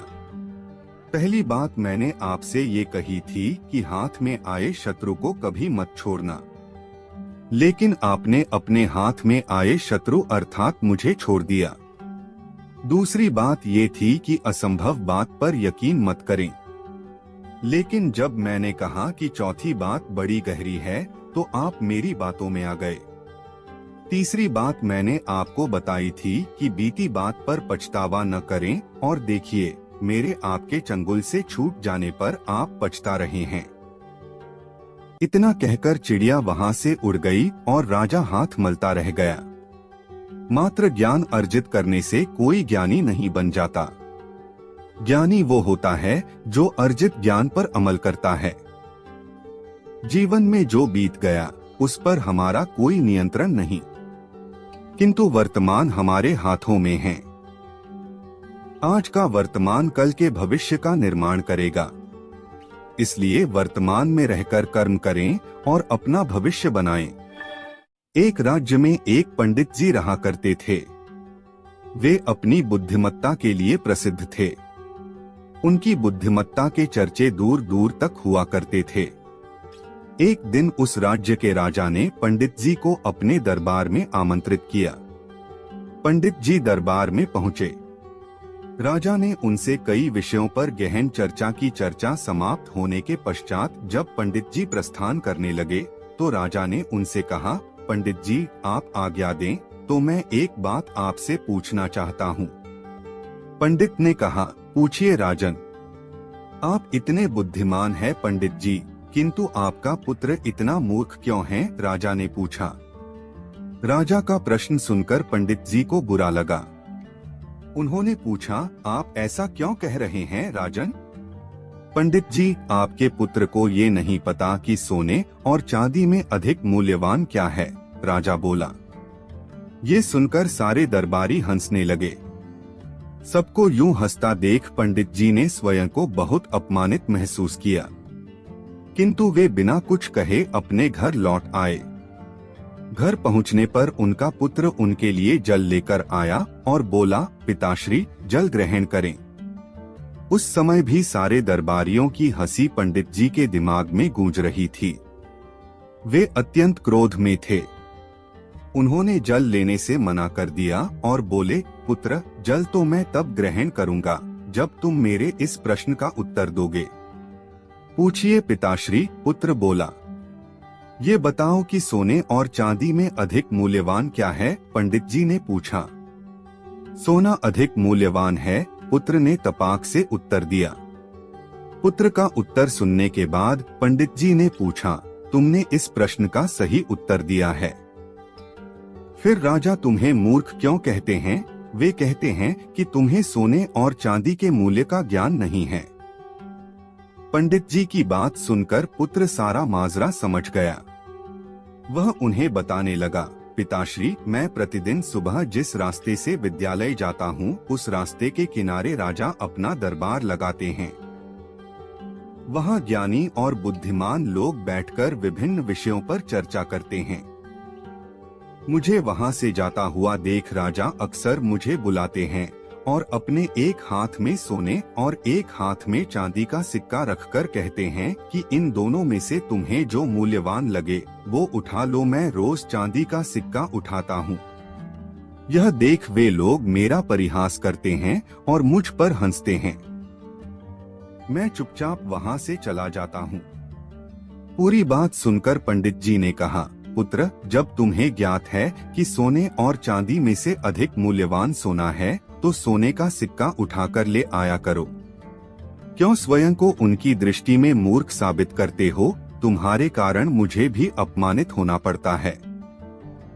पुत्र हंसते हुए बोला, पिताश्री, मेरे साथ अंदर आइए, मैं आपको कारण बताता हूँ। वह पंडित जी को अंदर के कक्ष में ले गया। वहाँ एक कोने पर एक संदूक रखा हुआ था। उसने वह संदूक खोलकर पंडित जी को दिखाया। पंडित जी आश्चर्यचकित रह गए। उस संदूक में चांदी के सिक्के भरे हुए थे। पंडित जी ने पूछा, पुत्र, ये सब कहाँ से आया?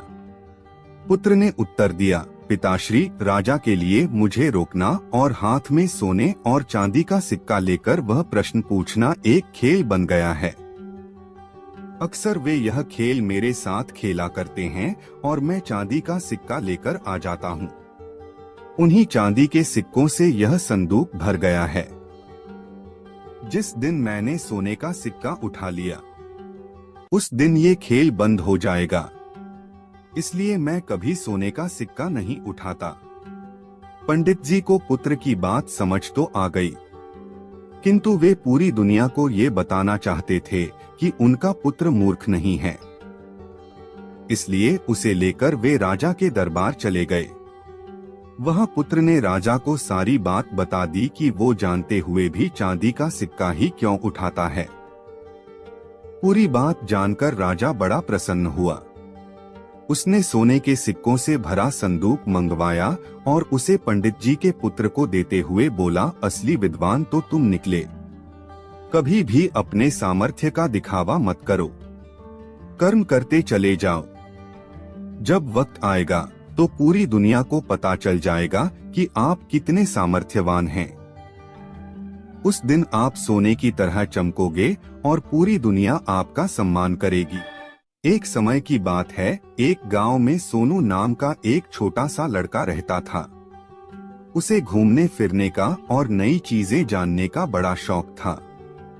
एक दिन जब वह जंगल में घूम रहा था तो उसे एक संतरे का जादुई पेड़ दिखाई देता है।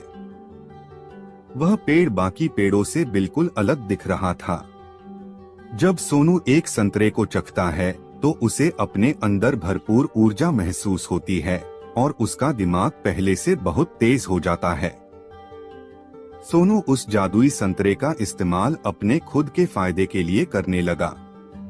उसे हर चीज पहले ही पता चल जाती और वह हर कठिन से कठिन प्रश्नों को हल कर लेता था। दूर दूर से लोग उसकी इस प्रतिभा को देखने आते थे। जैसे जैसे समय बीतता गया, सोनू की शक्तियां कम होती गई। पेड़ पर संतरों की चमक भी कम हो रही थी और धीरे धीरे उनकी भी शक्तियां खत्म होने लगी थी।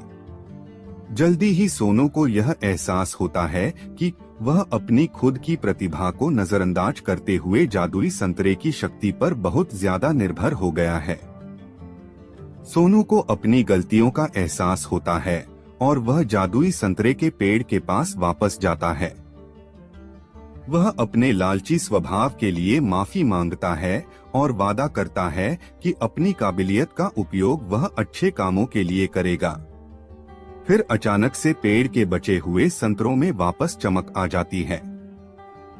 उस दिन के बाद से सोनू यह समझ गया कि असली शक्ति हमारे अंदर ही होती है और हम अपनी खुद की कौशल और प्रतिभा का इस्तेमाल करके ही दुनिया में बदलाव और खुशी ला सकते हैं। हमें सफलता प्राप्त करने के लिए किसी जादू या शक्ति के बाहरी स्रोतों पर निर्भर नहीं रहना चाहिए, बल्कि हमें अपनी क्षमताओं को बढ़ाने पर ध्यान देना चाहिए और उनका उपयोग करके दुनिया में सकारात्मक बदलाव लाना चाहिए। एक समय की बात है, एक छोटे से गांव में रवि नाम का एक दूधवाला रहता था। वह अपने लालची स्वभाव के लिए जाना जाता था।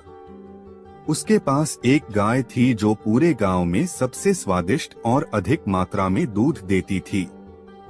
हर सुबह वह दूध निकालता और गांव के लोगों तक पहुंचाता था। एक दिन रवि को यह एहसास हुआ कि गांव वालों को उसके गाय का दूध बहुत पसंद आ रहा है। इस बात से उसे बहुत खुशी होती है और उसके लालची दिमाग में एक उपाय आता है।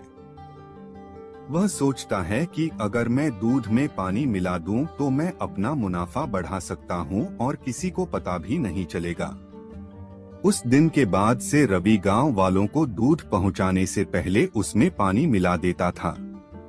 उसे लगने लगा था कि वह बहुत चालाक हो गया है और उसके इस काम के बारे में किसी को पता नहीं चलेगा। गांव वालों को दूध के स्वाद में बदलाव नजर आता है, क्योंकि उसका स्वाद अब पहले जैसा नहीं था। जल्द ही रवि के दूध में पानी मिलाने की खबर पूरे गांव में फैल जाती है। लोग शिकायत करने लगते हैं और उसके दूध का बहिष्कार करते हैं।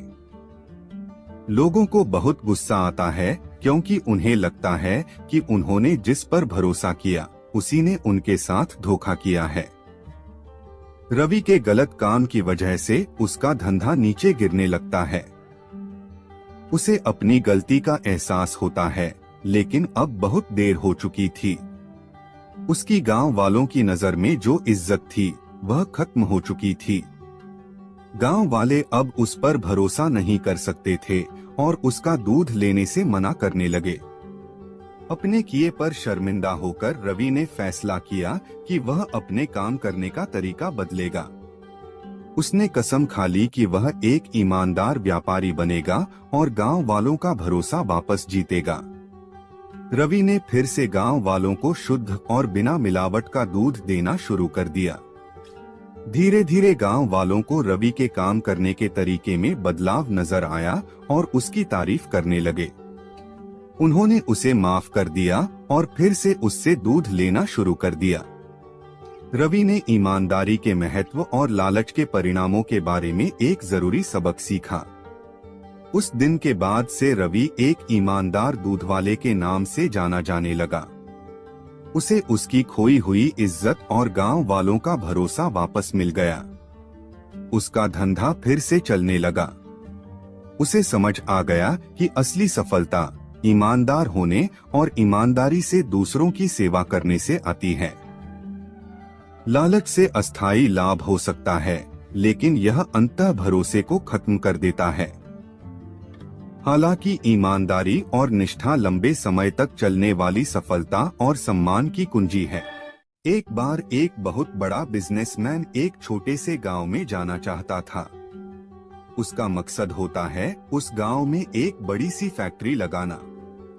वह एक ऐसी जगह पर पहुंच जाता है जहां पर उसके सामने एक नदी होती है और उस नदी के सामने वह गांव होता है। अब उसके सामने दो रास्ते थे। पहला यह कि वह सड़क के रास्ते घूमकर उस गांव तक पहुंचे, जिसमें लगभग 10 घंटे लगेंगे, क्योंकि वहां तक पहुंचने का कोई सीधा रास्ता नहीं था। दूसरा रास्ता यह था कि वह एक नाव में बैठकर नदी के रास्ते उस गांव तक पहुंच जाए, जिसमें केवल 20 मिनट ही लगते। तो अपना टाइम बचाने के लिए उसने उस नाव के जरिए गांव तक पहुंचने का फैसला किया। वह नाव बहुत छोटी सी थी, जिसमें एक तरफ वह आदमी बैठा था जो नाव चला रहा था और दूसरी तरफ वह बिजनेसमैन बैठा था। नाव में बैठने के थोड़ी देर बाद उस बिजनेसमैन ने नाव वाले से पूछा, तुझे पता है तेरी नाव में कौन बैठा है? नाव वाले ने बड़े भोलेपन से कहा, नहीं साहब, मैं नहीं जानता। तब बिजनेसमैन ने कहा, अरे तू अखबार नहीं पढ़ता है क्या? मेरी फोटो हर दूसरे तीसरे दिन अखबार में छपती है। नाव वाले ने कहा, अरे साहब, मुझे पढ़ना लिखना नहीं आता है। मैं बहुत छोटा सा था जब मेरे पिताजी गुजर गए थे और अपने परिवार का ध्यान रखने के लिए मैं बचपन से ही काम में लग गया, इसलिए मेरा स्कूल बचपन में ही छूट गया था। यह सुनकर उस बिजनेसमैन ने नाव वाले का मजाक उड़ाते हुए कहा, तुझे पढ़ना लिखना भी नहीं आता है, ऐसी जिंदगी का क्या फायदा। यह सुनकर उस नाव वाले को बुरा तो लगा, लेकिन उसने कुछ नहीं कहा। थोड़ी देर बाद वह बिजनेसमैन उस नाव वाले से बोला, अभी कुछ दिन बाद यह जो तू सामने जमीन देख रहा है ना, वहाँ मेरी एक बड़ी सी फैक्ट्री लगेगी जहाँ पर हम मिनरल वाटर की बॉटल्स बनाएंगे। उस नाव वाले को बात समझ नहीं आई। उसने कहा, किस चीज की फैक्ट्री? तो बिजनेसमैन ने बड़े रवैया से उससे कहा, वहाँ पानी की बोतलें बनेंगी जो तेरे गांव में नहीं बिकती लेकिन शहरों में बहुत बिकती है। तब नाव वाले ने कहा, अरे साहब, मुझे कहाँ पता होगा, मैं तो कभी इस गांव से बाहर निकला ही नहीं। फिर बिजनेसमैन ने उसके ऊपर हंसते हुए बोला, तू कभी इस गांव से बाहर तक नहीं गया, तुझे पता ही नहीं कि शहर क्या होता है, ऐसी जिंदगी का क्या फायदा। उसकी बात सुनकर नाव वाले को सच में यह लगने लगा कि उसकी जिंदगी किसी काम की नहीं है। यह सोचते हुए उसका नाव परसे से ध्यान हटा और नाव की एक बड़े से पत्थर से टक्कर हो गई, जिसकी वजह से नाव में पानी भरने लगा और नाव डूबने लगी। उस जगह पर पानी बहुत ही गहरा था और किनारा बहुत दूर था। नाव वाले को समझ आ गया कि अब इस नाव को बचाने का कोई तरीका नहीं है। फिर वह अपनी जान बचाने के लिए नदी में छलांग लगाने ही वाला था, तभी उसने बिजनेसमैन से पूछा, आपको तैरना तो आता है ना? बिजनेसमैन ने घबराकर पूछा, ऐसा क्यों पूछ रहे हो? मुझे तैरना नहीं आता है। उसकी यह बात सुनकर नाव वाले को हंसी आ गई और बोला, साहब, आपको तैरना तक नहीं आता, ऐसी जिंदगी का क्या फायदा। यह सुनकर उस बिजनेसमैन को अपनी गलती का एहसास हुआ और हाथ जोड़कर उसने नाव वाले से कहा, तुम जो मांगोगे मैं तुम्हें वह दूंगा, बस मेरी जान बचा लो।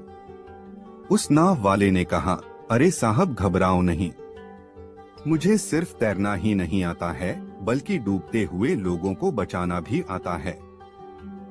आप मुझे कसकर पकड़ लो, मैं आपको कुछ नहीं होने दूंगा। और फिर उस नाव वाले ने न सिर्फ अपनी बल्कि उस बिजनेसमैन की भी जान बचाई।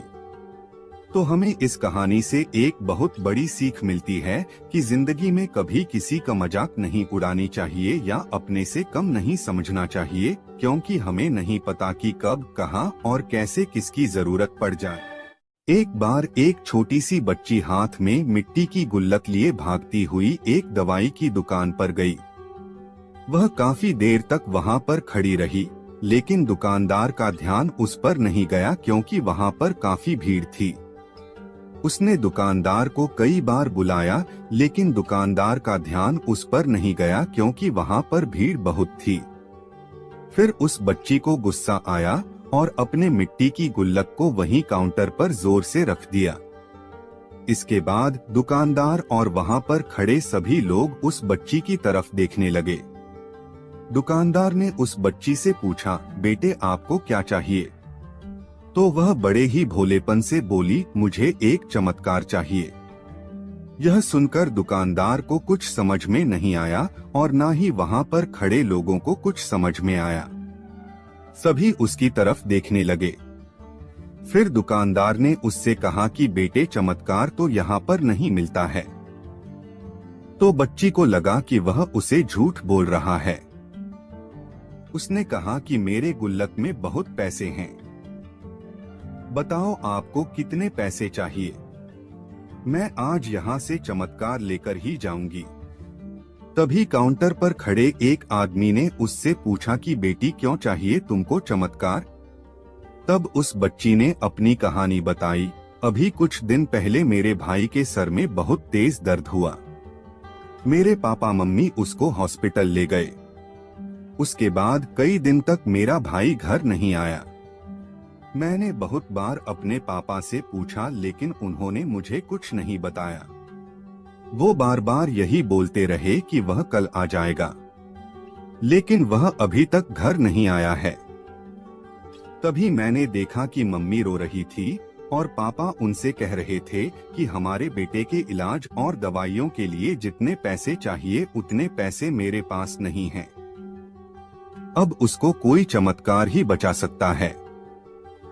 तब मुझे लगा कि मेरे पापा के पास अगर पैसे नहीं भी हैं तो क्या हुआ, मेरे पास तो है। इसलिए मैंने जितने भी पैसे जोड़ रखे थे वह सारे पैसे लेकर मैं इस दवाई की दुकान पर आई हूँ ताकि चमत्कार खरीद सकूं। फिर उस आदमी ने बच्ची से पूछा कि कितने पैसे हैं तुम्हारे पास। यह सुनते ही बच्ची ने गुल्लक उठाई और जमीन पर पटककर उसे फोड़ दिया और पैसे गिनने लग गई। वहां पर खड़े सभी लोग उसे देख रहे थे। थोड़ी देर बाद उसने सारे पैसे इकट्ठे किए और बोली, मेरे पास पूरे 19 रुपए हैं। वो जो आदमी वहां पर खड़ा था वह थोड़ा सा मुस्कुराया और बोला, अरे तुम्हारे पास तो पूरे पैसे हैं, इतने का ही तो आता है चमत्कार। यह सुनकर वह बच्ची बहुत खुश हो गई और बोली, चलो मैं आपको अपने पापा से मिलवाती हूँ। बाद में पता लगा कि वह आदमी कोई आम आदमी नहीं था, बल्कि एक बहुत बड़ा न्यूरो सर्जन था और उसने सिर्फ 19 रुपए में उसके भाई की सर्जरी कर दी। उसका भाई कुछ दिन बाद ठीक हो करके घर वापस आ गया। फिर कुछ दिन बाद वह बच्ची, उसका भाई, उसके पापा और मम्मी चारों एक साथ बैठे हुए थे और बात कर रहे थे। तभी उसकी मम्मी ने उसके पापा से पूछा कि अब तो बता दो, यह चमत्कार आपने किया कैसे। तब उन्होंने अपनी बेटी की तरफ देखकर कहा, चमत्कार मैंने नहीं, इसने किया है। तो यहाँ पर एक बहुत बड़ा सबक है जो हम उस छोटी सी बच्ची से सीख सकते हैं। जिंदगी में कभी कभी ऐसा होता है कि हमको कोई रास्ता नजर नहीं आ रहा होता है और हम लोग हिम्मत हार जाते हैं। तब हमारे अंदर एक बच्चा होता है जो कोशिश करने से कभी पीछे नहीं हटता है। वह हार मानने को तैयार ही नहीं होता है क्योंकि उसको ना शब्द समझ नहीं आता है। वह बच्चा जिसके लिए कुछ भी नामुमकिन नहीं है, क्योंकि वह हर हाल में कोशिश करता ही रहता है।